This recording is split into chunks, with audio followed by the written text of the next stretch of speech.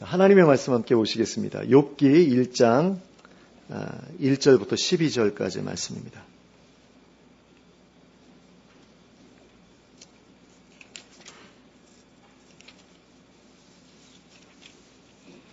욥기 1장 1절부터 12절까지 말씀입니다. 올 한 해 동안에는 욥기를 살펴보도록 하겠습니다. 우리 신년감사 예배도 욥기를 살펴봤는데요.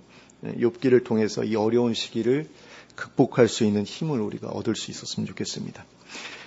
욥기 1장 1절부터 12절까지 함께 합독하도록 하겠습니다. 함께 읽겠습니다. 시작. 우스 땅에 욥이라 불리는 사람이 있었는데 그 사람은 온전하고 정직하여 하나님을 경외하며 악에서 떠난 자더라. 그에게 아들 7과 딸 3이 태어나니라. 그의 소유물은 양이 7,000마리요, 낙타가 3,000마리요, 소가 500결이요, 암나귀가 500마리이며 종도 많이 있었으니 이 사람은 동방 사람 중에 가장 훌륭한 자라. 그의 아들들이 자기 생일에 각각 자기의 집에서 잔치를 베풀고 그의 누이 3명도 청하여 함께 먹고 마시더라. 그들이 차례대로 잔치를 끝내면 욥이 그들을 불러다가 성결하게 하되 아침에 일어나서 그들의 명수대로 번제를 드렸으니 이는 욥이 말하기를 혹시 내 아들들이 죄를 범하여 마음으로 하나님을 욕되게 하였을까 함이라. 욥의 행위가 항상 이러하였더라. 하루는 하나님의 아들들이 와서 여호와 앞에 섰고 사탄도 그들 가운데에 온지라. 여호와께서 사탄에게 이르시되 내가 어디서 왔느냐? 사탄이 여호와께 대답하여 이르되 땅을 두루돌아 여기저기 다녀왔나이다. 여호와께서 사탄에게 이르시되 내가 내 종 욥을 주의하여 보았느냐? 그와 같이 온전하고 정직하여 하나님을 경외하며 악에서 떠난 자는 세상에 없느니라. 사탄이 여호와께 대답하여 이르되 욥이 어찌 까닭 없이 하나님을 경외하리이까? 주께서 그와 그의 집과 그의 모든 소유물을 울타리로 두르심 때문이 아니니이까? 주께서 그의 손으로 하는 바를 복되게 하사 그의 소유물이 땅에 넘치게 하셨음이니이다. 이제 주의 손을 펴서 그의 모든 소유물을 치소서. 그리하시면 틀림없이 주를 향하여 욕하지 않겠나이까? 여호와께서 사탄에게 이르시되 내가 그의 소유물을 다 내 손에 맡기노라. 다만 그의 몸에는 내 손을 대지 말지니라. 사탄이 곧 여호와 앞에서 물러가니라. 아멘. 자, 오늘 우리가 함께 읽은 본문에는 고대 근동에 살았던 욥이라고 하는 사람에 대한 소개가 기록되어 있습니다. 1절에는 그가 우스라고 하는 땅에 살았다고 기록되어 있는데 학자들은 예레미야 애가 4장 21절의 기록을 근거로 해서 이 지역이 에돔 근처 사해 남쪽 광야에 위치하고 있었을 것이라고 추측합니다. 욥이 살았던 시기 또한 별다른 정보가 없어 정확히 알 수는 없지만 학자들은 그를 아브라함, 이삭, 야곱과 같은 족장시대의 인물이었을 것이라고 추정하고 있습니다. 사람들은 흔히 족장시대에 하나님을 경외하며 살았던 사람들이 오직 아브라함의 가족들 뿐이었을 것이라고 생각합니다. 그러나 족장시대에는 아브라함의 가족 외에도 하나님을 경외하는 사람들이 여럿 살고 있었습니다. 특별히 아브라함으로부터 첫 11조를 받았던 멜기세덱을 비롯해서 멜기세덱이 다스리던 지역 사람들, 그리고 아브라함이 선교해서 전도했던 사람들, 이런 사람들도 이제 하나님을 믿었다라는 거죠. 그리고 혼합신앙이기는 했지만 아브라함의 고향 사람들 역시 하나님을 섬기는 사람들이었습니다. 그리고 아브라함의 자손들인 이스마엘이나 미디안의 후손들도 하나님을 믿었다는 사실을 우리가 기억할 필요가 있습니다. 욥은 바로 그들과 같은 시대를 살아가면서 하나님을 섬겼던 사람이었습니다. 그러므로 욥의 신앙은 율법 이전의 신앙으로서 틀에 묶여 있지 않은 신앙, 그러니까 자유로운 신앙이었다라고 할 수 있습니다. 그뿐 아니라 그의 신앙은 하나님께서도 친히 인정해 주신 온전하고 정직한 신앙이었습니다. 그래서 하나님께서는 욥의 온전함과 정직함에 큰 감동을 받으신 나머지 사탄에게 그를 자랑하시기까지 하셨습니다. 우리가 앞서 읽은 6절 이하의 말씀에는 하나님의 아들들, 즉 천사들이 하나님 앞에 모였던 일이 기록되어 있는 것을 보게 됩니다. 흔히 천상회의라고 일컬어지는 모임이었습니다. 그때 그 자리에는 사탄도 함께 배석하고 있었는데 하나님께서는 그를 향해 어디에서 왔느냐고 물으셨고 그는 땅에 두루 돌아 여기저기를 다녀왔다고 대답했습니다. 그러자 하나님께서는 기다렸다는 듯이 그에게 욥에 대해 어떻게 생각하느냐고 물으셨습니다. 8절 말씀입니다. 여호와께서 사탄에게 이르시되 내가 내 종 욥을 주의하여 보았느냐. 그와 같이 온전하고 정직하여 하나님을 경외하며 악에서 떠난 자는 세상에 없느니라. 자, 사탄이 땅에 내려가 세상 곳곳을 돌아보고 왔다는 말에 하나님께서는 그가 욥을 보고 어떤 평가를 내렸을지 궁금해지셨습니다. 평소에도 인간들에 대해 부정적인 평가만을 내려왔던 사탄이었기 때문에 욥과 같이 온전하고 정직한 사람을 보고서도 부정적인 평가를 내릴 수 있겠는가 하고 생각하셨던 것입니다. 그런데 여기에서 우리가 주목해야 할 것은 사탄이 땅에 내려가 세상 곳곳을 돌아보고 왔다고 하였을 때 하나님께서 땅에 사는 사람들 중에 가장 먼저 떠올리셨던 사람이 욥이었다는 사실입니다. 이것은 하나님께서 세상을 심판하실 때에 오직 한 사람만 구원하기로 결정하신다면 바로 욥을 구원하실 것이라는 그런 의미라고도 할 수 있습니다. 욥은 자기의 시대에 있어서 대홍수 시대의 노아와 같은 의인이라고 말할 수 있었던 아주 특별한 사람이었던 것입니다. 하나님께서 사단에게 욥을 자랑하시면서 욥에 대해 가장 먼저 말씀하신 것은 내 종이라는 말씀이었습니다. 그런데 종이란 어떤 사람을 가리키는 말입니까? 주인의 뜻대로 행하는 사람을 가리킵니다. 주인이 그를 통해서 자신의 뜻을 이루는 사람을 가리키는 말입니다. 그러므로 하나님께서 욥을 향해서 내 종이라고 하신 것은 하나님께서 그를 통해 당신의 뜻을 이루어가고 계셨다는 것을 의미합니다. 그러니까 하나님께서 친히 들어 쓰시던 사람이었다라는 것입니다. 그러므로 욥을 향해 내 종이라고 말씀하신 그 말씀만으로도 우리는 욥이 하나님께서 쓰실 만한 깨끗한 그릇이었다는 사실을 알 수 있게 됩니다. 바울 사도가 디모데후서 2장 21절에서 말씀하고 있는 것처럼 자신을 깨끗하게 한 사람만이 하나님께서 쓰시는 그릇이 될 수 있기 때문입니다. 실로 욥은 하나님께서 쓰실 만한 깨끗한 그릇이었습니다. 그는 하나님의 평가대로 온전하고 정직하여 하나님을 경외하며 악에서 떠난 사람이었던 것입니다. 여기에서 온전하다는 말은 흠이 없다는 말입니다. 더럽거나 얼룩이 없다, 얼룩진 것이 없다라는 말입니다. 그리고 정직하다는 말은 곧다는 말입니다. 휘어지거나 구부러진 데가 없다는 말입니다. 실로 곧게 뻗은 매끈한 지팡이를 연상시키는 묘사라고 할 수 있습니다. 마치 하나님의 손에 쥐어진 순금으로 된 홀, 막대기죠. 왕홀이라고 해가지고 왕이 쥐고 있는 어떤 권위의 상징이 되는 막대기를 묘사하는 것 같은 표현이라고 할 수 있습니다. 이처럼 욥의 삶에는 흠잡을 만한 모습도 거짓된 모습도 없었습니다. 하나님께서 사단에게 온전하고 정직한 사람의 모본으로 내어놓으시기에 조금도 손색이 없었던 사람이었습니다.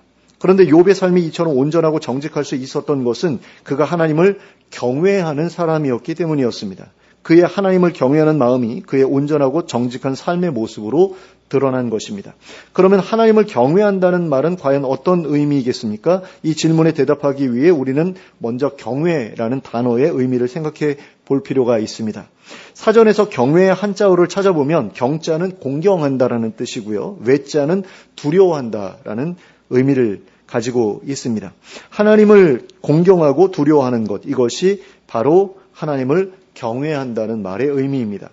이러한 단어의 뜻에 비추어 볼 때 하나님을 경외한다는 말은 1차적으로 하나님을 온 세상의 창조주요 절대적인 주권자로 인정하고 그에 합당한 존경을 올려드리는 것을 의미한다고 볼 수 있습니다. 그리고 그 다음으로는 세상 끝에 있을 하나님의 크고 두려우신 심판을 의식하여 죄를 멀리하고 악에서 떠나는 것을 의미한다고 할 수 있습니다. 잠언 8장 13절의 말씀에서 볼 수 있듯이 하나님을 경외하는 것은 바로 악을 멀리하는 것이기 때문입니다. 잠언 8장 13절 말씀을 제가 읽어드리겠습니다. 여호와를 경외하는 것은 악을 미워하는 것이라. 나는 교만과 거만과 악한 행실과 패역한 입을 미워하느니라.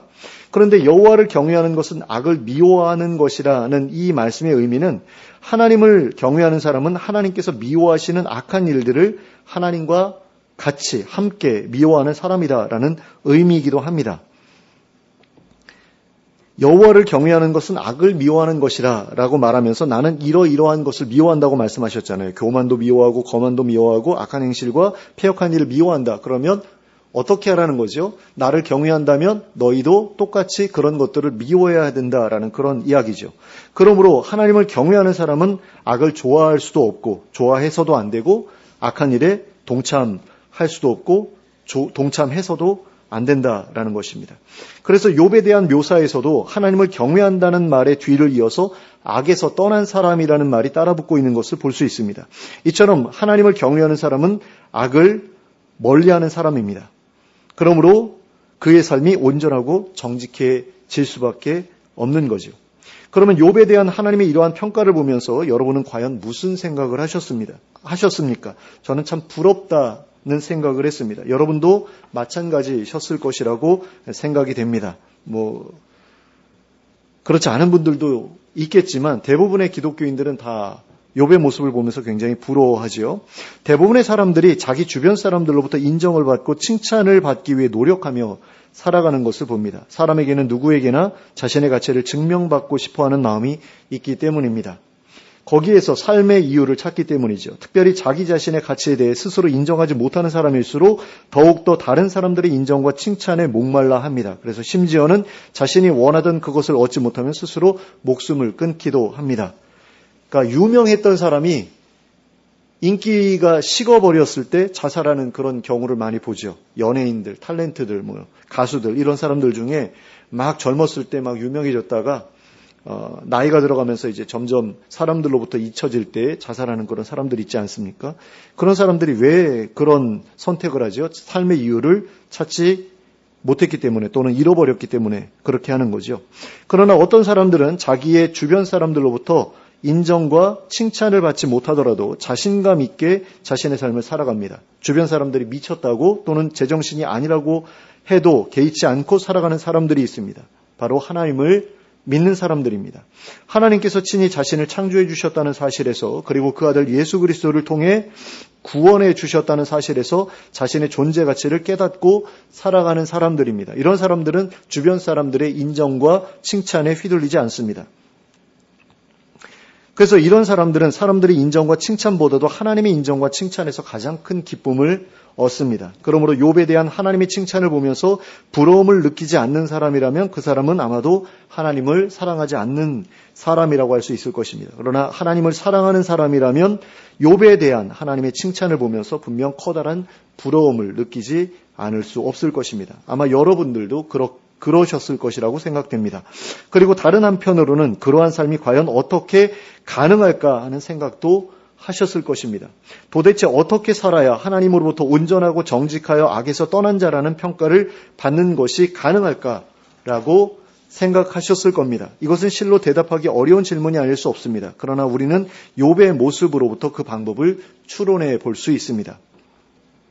노아도 그렇고 욥도 그렇고 하나님으로부터 친히 의인이라는 평가를 받았던 사람들의 삶을 살펴보면 그들이 그렇게 의롭게 살기 시작했던 것이 하나님을 친히 만나 뵙기 이전부터의 일이었다는 사실을 알 수 있습니다. 그러니까 하나님께서 노아를 찾아가신 시점을 우리가 생각해 보면 언제입니까? 방주 지으라 라고 하시기 위해서 찾아가셨잖아요. 그 전에는 하나님을 만났는지 안 만났는지 기록되어 있지 않잖아요. 욥도 마찬가지거든요. 병 걸리기 전까지는 하나님께서 욥을 만나주셨다라는 내용이 없습니다. 그런데 병이 걸리고 그 다음에 많은 어려움을 겪고 그리고 하나님을 찾고 찾았더니 부르고 불렀더니 하나님 만나주시잖아요. 근데 그들이 의롭게 살게 된 게 어느 시점부터였느냐라는 거죠. 하나님을 만난 다음에 그 체험을 바탕으로 해서 의로운 삶을 시작했느냐? 그거 아니었다라는 겁니다. 하나님을 만나기 전부터 이 사람들은 의로운 삶을 살아갔다라는 거죠. 오늘날과 같이 성령께서 주시는 능력을 힘입어서 의로운 삶을 살았던 것도 아니었습니다. 물론 하나님께서 안 도와주셨다라고 말할 수는 없겠지만 우리하고 비교했을 때 우리가 더 나은 상황에 있다라는 겁니다. 노아와 욥 같은 사람들은 오직 하나님을 경외하는 마음, 하나님을 존경하고 하나님의 심판을 두려워하는 마음만으로 그러한 의로운 삶을 살았던 겁니다. 그러므로 의로운 삶을 살아가는 일에 있어서 가장 중요하고도 우선되는 것은 내가 예수 그리스도의 사랑과 은혜를 얼마나 크게 체험하였느냐 하는 것 이전에, 그리고 얼마나 성령 충만한 가운데 살아가고 있느냐 하는 것 이전에 참으로 하나님을 경외하며 살아가고 있느냐 하는 것이라고 할 수 있습니다. 아무리 하나님의 사랑과 은혜를 크게 체험하였다고 하더라도 하나님의 공의와 하나님의 심판을 두려워하지 않는 사람이라면 죄를 짓는 일도 두려워하지 않을 수 있습니다. 그런 사람은 하나님께서 또 용서해 주시겠지 하는 가벼운 마음으로 죄를 대하기가 쉽습니다. 많은 사람들이 하나님의 놀라운 은혜를 체험하고서도 죄를 쉽게 떠나지 못하는 이유가 바로 거기에 있습니다. 하나님의 두려움을 알지 못하기 때문입니다. 그분의 죄를 향한 맹렬한 진노에 대한 깨달음이 없기 때문입니다. 한마디로 반쪽짜리 은혜밖에 체험하지 못했기 때문이라고 할 수 있습니다. 그러니까 예수님의 사랑을 체험하였다고는 하지만 하나님의 죄에 대한 진노가 얼마나 크고 두려운 것인가를 깨닫지 못했기 때문에 여전히 죄에서 벗어나지 못하고 있는 것이다라는 것입니다. 저도 그런 점에서 많은 부족함과 안타까움을 느끼고 있습니다. 그래서 간절히 바라고 소원하는 것이 있는데요. 그것은 바로 조나단 에드워드 목사님이 1차 대각성 기간 중에 성난 하나님의 손에 사로잡혀 있는 죄인들이라는 제목으로 설교하였을 때 그 교회 성도들이 경험했던 것과 같은 일을 경험하는 일입니다. 전하는 기록에 의하면 조나단 에드워드 목사님이 그 설교를 통해 죄에 대해서, 지옥에 대해서, 그리고 죄인들의 멸망에 대해서 얼마나 생생하게 묘사했는지 그 설교를 듣고 있던 청중들이 마치 지옥으로 빠져들어가는 것처럼 느껴서 크게 울부짖으며 예배당 기둥을 끌어안고 매달리기까지 했다고 합니다. 어떤 사람들은 교회 바닥을 막 굴러다니기도 했다고 하는데요.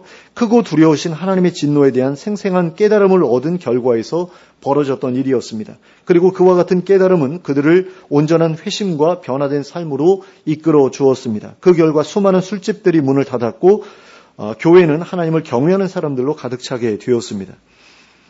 그때 문을 닫고 나서 한 100여 년간이나 그 지역에 술집이 없었다라는 그런 이야기도 제가 들은 기억이 있습니다. 그러니까 삶의 변화라는 것은 하나님의 사랑을 경험함으로 시작되기도 하지만 이처럼 하나님의 공의로우심을 깨달음으로써도 시작된다라는 거지요. 그리고 우리에게는 이 두 가지 모두가 필요합니다. 욥은 하나님의 사랑에 대해서는 잘 알지 못하였을지 몰라도 하나님의 공의에 대해서만큼은 잘 알고 있었습니다. 그리고 그것이 그로 하여금 하나님께서 기뻐하실 만한 삶을 살아갈 수 있도록 해 주었습니다. 만약 우리가 하나님의 사랑을 깊이 경험하였는데도 습관적인 죄로부터 그리고 죄를 가볍게 여기는 태도로부터 벗어나지 못하고 있다면 이제는 하나님의 공의로우심을 깊이 깨달아야 할 때입니다. 내가 얼마나 더러운 삶을 살아가고 있으며 그것이 얼마나 두려운 심판의 대상이 될 만한 죄인가 하는 것을 깨달아야 합니다. 그래서 이전과는 다른 완전히 새로운 모습으로 살아가기를 결단하는 데에까지 이르러야 합니다.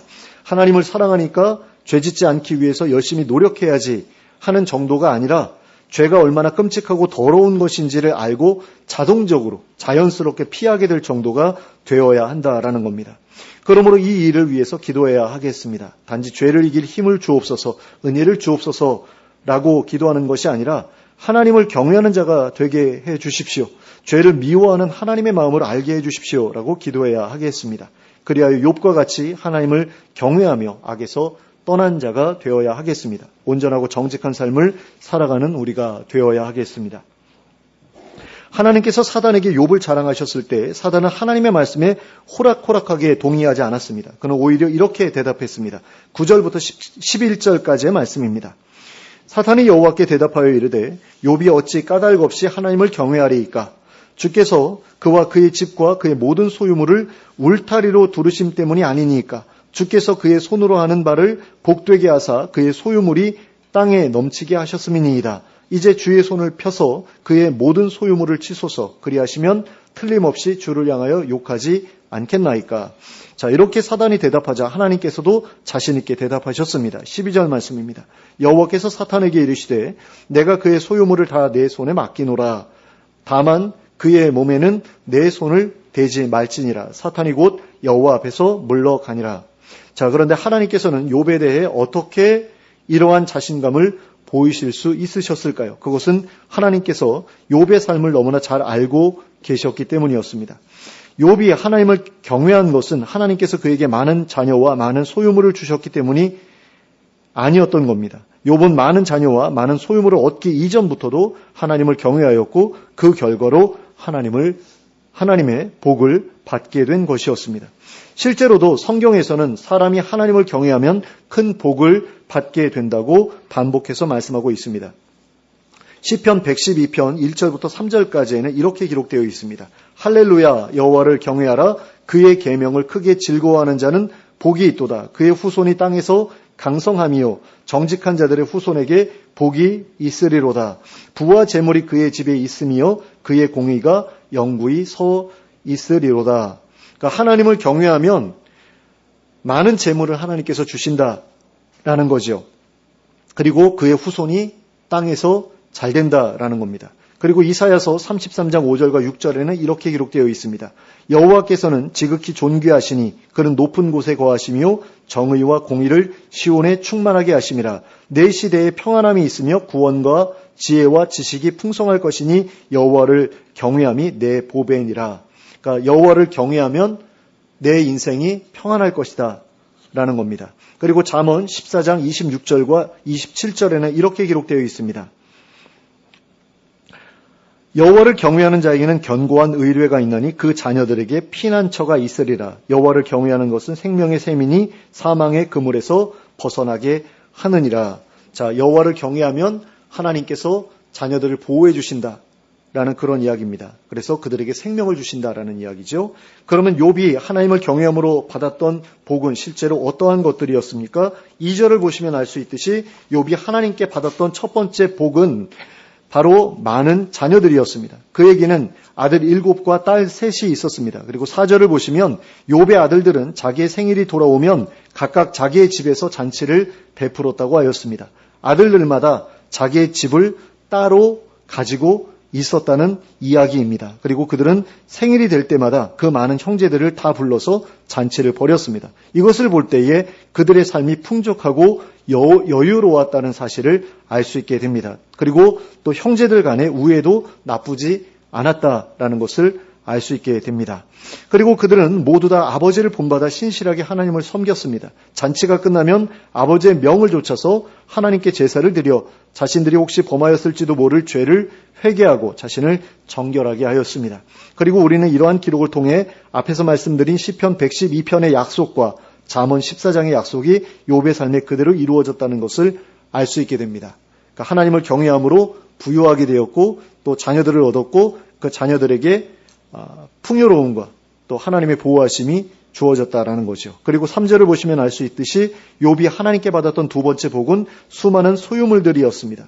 양이 7,000마리요, 낙타가 3,000마리요, 또한 소가 500결이요, 암나귀가 500마리이며 종도 많이 있었다고 하였습니다. 그리고 이렇게 엄청난 규모의 재산을 나열한 다음에는 그가 동방 사람 중에 가장 훌륭한 사람이었다고 말하고 있는 것을 볼 수 있습니다. 그런데 성경에서 개인이 소유한 양떼나 염소떼에 대해 언급한 부분을 찾아보면 다윗을 모욕했던 나발에게는 양이 3,000마리, 염소가 1,000마리 있었다고 기록하고 있는 것을 보게 됩니다. 그리고 성경은 그가 심히 부유했다라고 기록하고 있습니다. 그렇다면 그 심히 부유했다는 나발보다도 2배나 더 많은 소유를 가지고 있었던 욥은 그보다 더 대단한 부자였다라고 할 수 있을 것입니다. 그리고 비슷한 시대를 살았던 야곱과 비교하더라도 욥은 엄청난 부자였을 것입니다. 성경은 야곱에 대해 그 사람이 매우 번창하여 양떼와 노비와 낙타와 나귀가 많았더라라고 말씀하고 있습니다. 그런데 야곱이 소유했던 가축의 그 규모가 어느 정도였는지 분명하게 말하고 있지는 않아요. 그러면 야곱의 재산을 우리가 어떻게 추정할 수 있을까라고 했을 때 야곱이 바단 아람에서 돌아오면서 자기 형한테 예물을 보내잖아요. 형이 장자권을 뺏었기 때문에 형이 자기를 죽이려고 하고 있지 않습니까? 게다가 무려 400명이나 되는 사람들을 이끌고 자기를 맞이하러 나온다라는 거예요. 근데 400명이나 데리고 나온 이유가 뭐겠어요? 잡아 죽이겠다라는 거잖아요. 그러니까 겁이 나가지고 예물을 드리는데 그 예물의 양이 뭐라고 기록되어 있냐면 암염소가 200마리, 수렴소가 20마리, 암양이 200마리, 수량이 20마리, 전나는 낙타 30과 그 새끼들, 암소가 40마리, 황소가 10마리, 암나귀가 20마리, 그 새끼 나귀가 10마리 이렇게 기록되어 있거든요. 그러면 누군가가 자기를 죽이러 온대요. 근데 그 사람의 마음을 누그러뜨리기 위해서 내 재산을 떼어줘야 돼요. 그러면 어느 정도나 떼어줘야지 그 사람이 만족할까요? 자기의 장자권, 아버지의 축복을 뺏어갔는데 어느 정도를 떼주면 형이 만족할 수 있을까요? 최소한 10분의 1 정도는 바쳐야 되지 않을까요? 저는 그렇게 추론을 했거든요. 그럴 때에 야곱의 재산은 어느 정도였을까? 양이 한 2,000마리, 염소가 한 2,000마리, 낙타가 400마리, 소가 500마리, 나귀가 300마리 정도. 그 정도 아니었을까? 이렇게 추측해 볼 수가 있습니다. 그리고 이렇게 보았을 때 욥의 재산은 야곱의 재산보다 무려 3배 가까이 된다라고 볼 수 있습니다. 그러니까 야곱의 재산이 야곱이 정말로 부유한 사람이었는데 그 사람의 재산이 욥의 재산보다 3분의 1 정도밖에 안 됐다라는 거예요. 그러니까 이 욥이라는 사람이 얼마나 대단한 사람이었나 하는 것을 우리가 알 수가 있게 되는 거죠. 마지막으로 10절을 보시면 알 수 있듯이 욥이 하나님께 받았던 세 번째 복은 이미 받은 복에 대한 하나님의 보호하심이었습니다. 9절과 10절에서 볼 수 있듯이 사탄은 욥이 하나님을 경외하는 이유가 하나님께서 그와 그의 집과 그의 모든 소유물을 그 울타리로 두르셨기 때문이며 하나님께서 그 손으로 하는 바를 복되게 하사 그 소유물로 땅에 넘치게 하셨기 때문이라고 주장하였습니다. 이로 보건대 욥이 그처럼 넉넉한 소유물을 가질 수 있었던 이유는 하나님께서 그의 하는 일에 복을 주셨을 뿐만 아니라 그 받은 복을 잃어버리지 않도록 보호해 주셨기 때문이라는 사실을 알 수 있습니다. 이것은 바로 이사야서 33장에 기록된 약속, 그러니까 평안함이 있을 것이다 라는 약속이 이루어진 것이라고 할 수 있습니다. 이처럼 하나님을 경외하는 사람에게는 하나님께서 주시는 복이 따르게 되어 있습니다. 욥과 친구들의 논쟁을 보면 욥도 그 사실을 알고 있었던 것이 확실합니다. 그러나 그보다 더 중요한 것은 욥이 그러한 복을 바랬기 때문에 하나님을 경외한 것이 아니었다라는 것입니다. 하나님을 경외한다는 것은 단순히 사랑하고 존경한다는 의미가 아니기 때문입니다. 하나님을 경외한다는 것은 하나님을 두려워하는 것이기 때문입니다. 그런데 하나님께서 주실 복을 바라고 하나님을 두려워한다라는 것은 말이 되지 않습니다. 저 사람이 나에게 뭔가를 주기를 기대하면서 내가 그 사람을 겁낸다? 이건 말이 안 되잖아요. 두려움이라는 것은 저절로 생겨나는 것이지 스스로 두려워하려고 노력한다고 해서 생겨나는 것이 아니기 때문입니다. 혹시라도 복을 거두어 가실까 봐 두려워할 수는 있을지 모릅니다. 그러나 그것은 이미 복을 받은 다음의 일입니다. 그렇지만 성경의 약속에 따르면 복은 경외함의 결과이지 경외함의 이유가 될 수 없습니다. 그러나 사탄은 복이 경외함의 이유가 될 수 있다라고 주장했습니다. 욥이 하나님을 경외하는 것은 바로 하나님께서 그에게 큰 복을 주셨기 때문이라는 것입니다. 그런데 이런 경우에는 경외한다라는 표현보다도 사랑한다라는 표현을 쓰는 게 더 맞을 것 같아요. 누군가 나한테 너무나 좋은 선물을 많이 줬어요. 그러면 그 사람에 대해서 마음이 이렇게 끌리게 되잖아요. 이렇게 이성한테 그 사람의 마음을 얻기 위해서 막 좋은 선물할 때 그 이성도 그거 받고서 좋아하는 그런 경우가 분명히 있죠. 그러니까 하나님께서 나에게 복을 주셨다. 그래서 내가 하나님을 사랑하게 됐다. 이건 말이 돼요. 그런데 하나님께서 나에게 복을 주셨기 때문에 내가 하나님을 경외하게 됐다라는 것은 이건 서로 좀 맞지 않는다라는 거죠. 근데 사단은 복이 경외함의 이유가 될 수 있다라고 주장을 한 겁니다. 그러니까 거짓말을 한 거예요. 입만 열면 거짓말을 하는 놈이 여기서도 이제 거짓말을 한 겁니다. 욥이 하나님을 경외하는 것은 바로 하나님께서 그에게 큰 복을 주셨기 때문이다라고 말했는데 이거 거짓말이다라는 거죠. 그러나 하나님께서도 아셨고 우리도 아는 바와 같이 욥이 하나님을 경외했던 이유는 오직 하나님의 공의로우심과 죄에 대한 하나님의 진노와 심판을 믿었기 때문이었습니다. 하나님을 경외하는 것은 하나님의 공의로우심과 죄에 대한 하나님의 진노와 심판을 믿을 때에 자연스럽게 시작되는 마음의 태도입니다. 하나님을 경외하는 것은 하나님의 나라와 하나님의 공의를 구하는 사람에게서만 찾아볼 수 있는 마음의 자세입니다. 그리고 하나님께서는 이와 같은 마음 자세를 가진 사람에게 큰 복을 주리라고 약속하셨습니다. 예수님께서도 하나님의 나라와 하나님의 의를 가장 우선해서 구하는 사람, 즉 하나님을 경외하는 사람에게는 그가 필요로 하는 모든 것들이 채워지는 복이 주어질 것이라고 말씀하셨습니다. 그러니까 먼저 그의 나라와 그의 의를 구하라. 그리하면 이 모든 것을 너에게 더하시리라. 너희가 하나님 이거 필요해요 주세요. 저거 필요해요 주세요 라고 기도하지 않아도 알아서 다 채워주신다라는 거예요. 어떤 사람에게? 하나님의 나라와 하나님의 공의를 구하는 사람에게. 하나님을 경외하는 사람이 아닌데 근데 어떻게 하나님의 공의를 구하겠어요? 그러나 그 반대는 불가능하다는 사실을 기억해야 된다라는 것입니다. 복을 얻기 위해 하나님을 경외한다는 것은 논리적으로 불가능한 일입니다. 복을 얻고자 하는 사람이 하나님께 존경을 표할 수 있을지는 몰라도 경외하는 일만큼은 절대로 할 수 없습니다. 경외하는 일은 하고 싶다고 할 수 있는 일이 아니라 하나님의 공의로우심과 죄에 대한 하나님의 진노를 알 때에만 가능해지는 일이기 때문입니다. 그러므로 복을 얻기 위해 하나님을 경외한다는 것은 복을 받았기 때문에 하나님을 경외한다는 사탄의 말만큼이나 잘못된 말이라는 사실을 우리는 기억해야 합니다. 우리가 하나님을 진심으로 경외할지라도 우리에게 복을 주시지 않고 하는 것은 전적으로 하나님의 자유로운 결정에 달려 있습니다. 하나님은 자신의 약속은 반드시 지키시는 분이시지만 그 약속을 언제 그리고 어떤 방법으로 지키실 것인지는 전적으로 그분에게 달려 있습니다. 따라서 우리는 우리의 제한된 생각으로 하나님을 제한하지 않도록 주의해야 합니다. 우리는 하나님의 종으로서 주인의 자비로운 결정을 기대하고 바랄 수는 있어도 하나님께 복을 달라고 강요할 수는 없습니다. 그러므로 복을 받는 것보다도 순수한 마음으로 하나님을 경외하는 일에 관심을 쏟는 우리가 되어야 하겠습니다. 그리하여 하나님의 공의로우심과 죄에 대한 진노와 심판을 깊이 깨닫는 우리가 되어야 하겠습니다. 그리하여 진실되게 하나님을 경외하는 우리가 되어야 하겠습니다. 그리고 그럼으로써 하나님으로부터 욥과 같이 하나님을 경외한다는 칭찬을 받고 하나님의 자랑 그리고 하나님의 영광이 되는 우리 모두가 될 수 있기를 예수 그리스도의 이름으로 축원합니다. 함께 기도하겠습니다. 사랑의 하나님 아버지, 우리가 하나님을 경외함으로 복을 받기를 원합니다. 그런데 하나님을 경외한다라는 것이 그렇게 자연스럽게 되는 일은 아니라는 것을 우리가 말씀을 통해서 생각해 보았습니다. 하나님을 경외한다는 것은 하나님을 두려워한다라는 것인데 이 두려움이 어떻게 해서 생겨날 수 있는 것인지 우리가 잘 기억하기를 원합니다. 그리고 하나님을 경외할 수 있기 위해서 하나님의 공의로우심에 대해 관심을 갖는 저희들이 되길 원합니다. 하나님이 얼마나 두려우신 분인지 그리고 하나님의 죄에 대한 진노와 심판은 또한 얼마나 두려운 것인지를 우리가 온전히 깨닫게 되기를 원합니다.